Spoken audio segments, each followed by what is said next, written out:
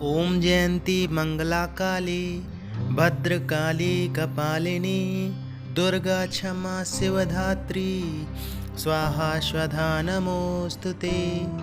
ओम नमो नारायण। ओम नमो भगवते वासुदेवाय। जय श्री कृष्णा। राधे राधे। जय माता दी। हर हर महादेव। जय भोलेनाथ। जब हमारी आध्यात्मिक ऊर्जा बहुत बढ़ जाती है, आध्यात्मिक ऊर्जा तभी बढ़ती है जब आप पूजा पाठ में बहुत ज़्यादा ध्यान देने लगते हैं, बहुत ज़्यादा भाव से पूजा करते हैं, समय देते हैं भगवान को पूजा करते समय, मंत्र जप करने लगते हैं। और अगर आप कर सकते हैं तो हवन करते हैं। बहुत सारे लोग जिनके पास थोड़ा समय होता है वो हवन करते हैं। हवन एक ऐसा माध्यम होता है जिस माध्यम से आप किसी भी देवी देवता से बहुत जल्दी जुड़ जाते हैं। हवन एक ऐसा माध्यम भी होता है जिसमें आपने सुना भी होगा कि बहुत सारे लोग ऐसे होते हैं जो दूसरों के देवताओं को बांध देते हैं, शक्तियाँ बांध देते हैं। इस तरह की बातें आपने सुनी होंगी।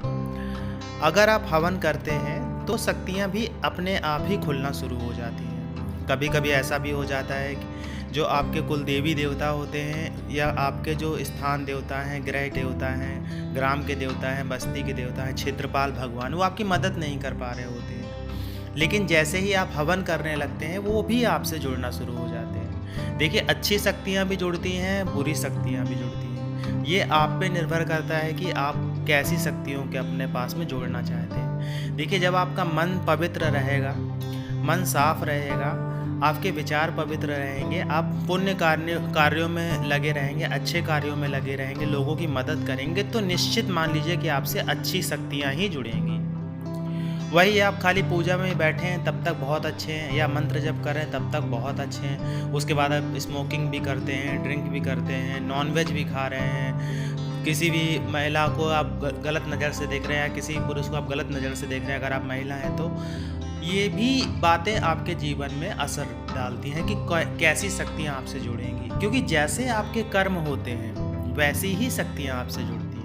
जब आपके कर्म सात्विक होते हैं, जब आपके कर्म अच्छे होते हैं तो अच्छी शक्तियाँ ही आपसे जुड़ती हैं। तो जब आप मंत्र जप करने लगते हैं, हवन करने लगते हैं, तो जो भी देवी देवता होते हैं वो आपके इष्ट देवी हो सकती हैं, इष्ट देवता हो सकते हैं, आपके कुल देवी देवता हो सकते हैं, वो सभी देवता आपसे जुड़ना शुरू हो जाते हैं। अभी क्या होता है कि जब आप घर में पूजा कर रहे होते हैं तो घर में जो शक्तियाँ आती हैं उन शक्तियों की जो एक कह सकते हैं पावर, या वो अपने नियम में कुछ बंधी होती हैं, ज़्यादा नियमों से खुल नहीं पाती हैं। जैसे जैसे आपका जप बढ़ता जाता है वैसे वैसे उनके नियम भी कम होते जाते हैं। कहने का अर्थ ये है कि वो आपसे ज़्यादा जोड़ने लगते हैं। लेकिन आप इस बात को महसूस करिएगा कि जब भी आप किसी मंदिर में जाते हैं, अगर आप ये पूजा पाठ कर रहे हैं, मंत्र जप कर रहे हैं, हवन वगैरह करते हैं, और आप किसी भी मंदिर में जाते हैं जो आपके, जैसे मान लीजिए आप माता रानी की सेवा करते हैं और माता रानी के ही मंदिर में जा रहे हैं, या भोलेनाथ की सेवा करते हैं, भोलेनाथ के ही मंदिर में जा रहे हैं, तो आप एक बात महसूस करिएगा कि जब आपकी जो शक्ति होती है, जब उस शक्ति से मिलती है, क्योंकि जब आप जिन शक्तियों की आप घर में उपासना कर रहे हैं वो शक्तियों की जो क्षमता होती है थोड़ी सी कम होती है, लेकिन जो मंदिर में शक्तियाँ आती हैं वो उनकी क्षमता बहुत ज़्यादा होती है, वो महाशक्तियों के रूप में होती है। तो जब आपकी शक्ति, जब आपकी जीवात्मा उन शक्तियों से मिलती है, तो कभी कभी ऐसा होता है कि जो कार्य जिन देवताओं को आप पूज रहे होते हैं घर में, वो आपके कार्य नहीं बना पा रहे होते हैं, या आपके जीवन में आपकी रक्षा नहीं कर पा रहे होते हैं। तो लेकिन जब आप मंदिर जाते हैं तो वो जो आपकी शक्ति होती है, जो जिन शक्तियों की आप पूजा कर रहे होते हैं, और जो महाशक्ति मंदिर में होती है, दोनों आपस में मिलती हैं। फिर वो जो महाशक्ति होती है उसे पता चल जाता है कि आप कैसे हो, क्योंकि आप किसी को कुछ बताओ चाहे ना बताओ, आपके जो कर्म होते हैं वो शक्तियाँ तुरंत समझ जाती है। आप अच्छे हैं तो तुरंत समझ जाएंगे कि हाँ ये व्यक्ति अच्छा है, उनको बताने की आवश्यकता नहीं पड़ती है। आप बुरे हैं तो तुरंत समझ जाएंगे कि आप बुरे हो। तो वो शक्तियाँ आपसे जुड़ने लगती हैं, महाशक्तियों की जो शक्ति होती है वो आपसे जुड़ने लगती है। और ऐसे में क्या हो सकता है कि आपको वहाँ मंदिर में जाते ही आपके रोएं खड़े होना शुरू हो जाए, आपको एकदम से मतलब भावुकता आ जाए, आंखों में एकदम से आंसू आ जाए। जैसे ही उनकी मूरत देखो या आप आंख बंद करके उनके बारे में सोचो तो आपको भावुकता भी आने लगेगी।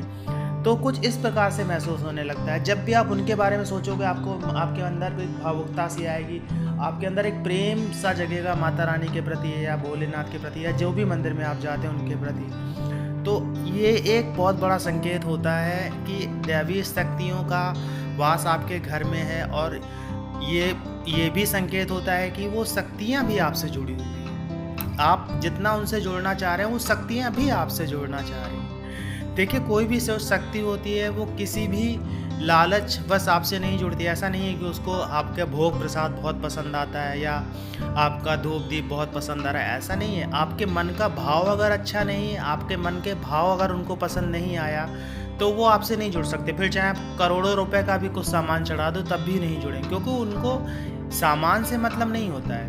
उनको सामान एक प्राइमरी चीज़ नहीं है, प्राइमरी आप हो। प्राइमरी आप हो, आपके मन में जो चल रहा है वो है प्राइमरी, आपका भाव प्राइमरी है। आप किस श्रद्धा से उनके लिए क्या कर रहे हो, ये प्राइमरी होता है। आप उनको प्यार से और प्रेम से, अपने हृदय भाव से अगर आप उन्हें थोड़ा सा गुड़ भी चढ़ाएंगे तो वो भी स्वीकार करते हैं। अगर आपके हृदय में प्रेम नहीं है, भाव नहीं है, खाली आप ये सोचो कि बस आप एक फॉर्मेलिटी जैसा पूरा कर रहे हो, उसके बाद उनको आप कुंटल भर मिठाई चढ़ा दो, सबसे महंगी से महंगी मिठाई चढ़ा दो, उससे कोई फ़र्क नहीं पड़ता। तो बात यहाँ ये आती है कि क्या चीज़ें आपकी स्वीकार हो रही हैं और क्या चीज़ें आपकी स्वीकार नहीं हो रही हैं। अब अभी जैसे बहुत सारा समय ऐसा होता है जब आप मंत्र जप को सिद्ध कर सकते हैं। जैसे कोई भी जब ग्रहण पड़ता है तो ग्रहण काल जब से शुरू होता है तब से लगातार जप करना पड़ता है जब तक वो ख़त्म ना हो जाए। ज़रूरत नहीं होती है कि आपको कोई, आपके पास में दीपक हो या कोई कुछ हो या आप कोई सामने मूर्ति रखी हो, ऐसा कुछ नहीं। उस समय जप ही प्रधान होता है।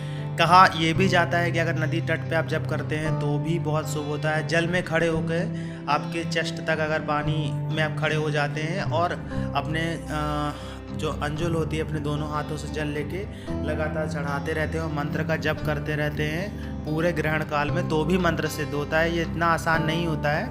ये उनके लिए है जो लोग, जिनके गांव घर के पास में नदियां हैं और वो प्रायः नदियों में नहाने जाते हैं, उनके लिए है। ये उनके लिए नहीं है कि जो कहीं अलग रह रहे हैं और वो ग्रहण काल समझ के उस समय पानी में खड़े हो जाएं, क्योंकि ये खतरनाक भी हो सकता है। अगर आपको पानी में संभलना नहीं आता है, तैरना नहीं आता है, तो कोई भी चीज़ करने से पहले अपना थोड़ा सा दिमाग भी लगाना है कि आप कुछ ऐसी जगह पर जाके फंस तो नहीं जाएंगे।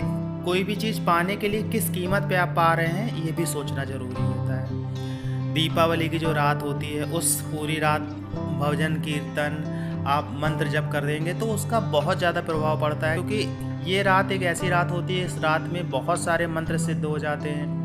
विधि विधान अगर आप जानते हैं तो भी ठीक है, नहीं भी जानते हैं तो जैसे आप साधारण पूजा करते हैं तो जो भी मंत्र सिद्ध करना चाहते हैं उसी प्रकार, जैसे गणेश लक्ष्मी जी का आपने पूजन किया उसी प्रकार से, जैसे देवी माँ का कोई मंत्र सिद्ध करना चाहते हैं, भोलेनाथ का कोई मंत्र सिद्ध करना चाहते हैं, हनुमान जी का कोई मंत्र सिद्ध करना चाहते हैं, उसी तरह से आसन लगा के आप विधिवत उनकी पूजा करके मंत्र जप करिए। मंत्र जप ही प्रधान होता है, ये ध्यान रखिएगा।